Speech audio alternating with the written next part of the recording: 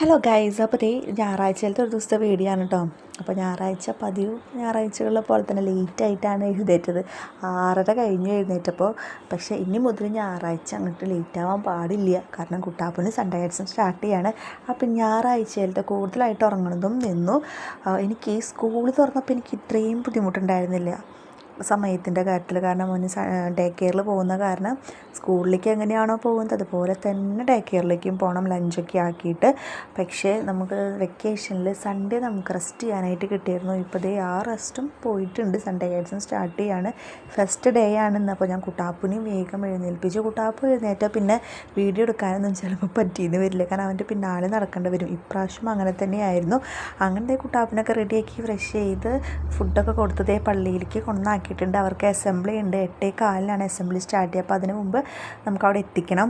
അപ്പോൾ കുട്ടാപ്പു സ്കൂളിലെ പോലെ തന്നെ 1ാം ക്ലാസ്സിലേക്കാണ് സൺഡേ കാറ്റിസം വരുന്നത്. അപ്പോൾ പ്രവേശനോത്സവത്തിനുള്ള കുട്ടികളൊക്കെ റെഡിയാക്കി ടീച്ചേഴ്സ് നടത്തിയിട്ടുണ്ട്. അപ്പോൾ ഇനിയിപ്പോൾ അസംബ്ലി കഴിഞ്ഞ് കാറ്റീസം, അത് കഴിഞ്ഞ് കുർബാനയാണ് ഉണ്ടാവുക. അപ്പോൾ അസംബ്ലിക്ക് വേണ്ടി ഓരോരുത്തരെ സെറ്റാക്കിക്കൊണ്ടിരിക്കുകയാണ് കേട്ടോ കുട്ടികളൊക്കെ. അപ്പോൾ കുട്ടാപ്പൂന് വലിയ പരിചയ കുറവൊന്നും ഉണ്ടായിരുന്നില്ല. കാരണം നഴ്സറിയിൽ അവൻ പോയിട്ടുണ്ടല്ലോ. അങ്ങനെ ഞാൻ കുട്ടാപ്പൂനെയൊക്കെ അസംബ്ലിയിൽ കൊണ്ടുവന്നാക്കി നമ്മൾ തിരിച്ച് വീട്ടിലേക്ക് പോരാണ്. അത് കഴിഞ്ഞിട്ടാണ് ഞാൻ രാവിലത്തെ ബ്രേക്ക്ഫാസ്റ്റ് കഴിക്കണം. അപ്പോൾ നമുക്ക് ഉപ്മാവും പഴമായിരുന്നു. എനിക്കിഷ്ടമാണ് കേട്ടോ ഉപ്മാവും പഴം കഴിക്കാനായിട്ട്.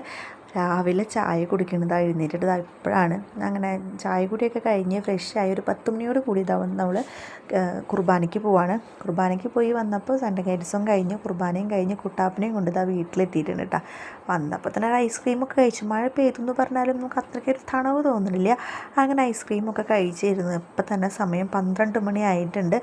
അങ്ങനെ ഒരു ഞായറാഴ്ചയുടെ പകുതി ദിവസമാണ് കൈസ് ഇങ്ങനെ അവസാനിക്കുന്നത്.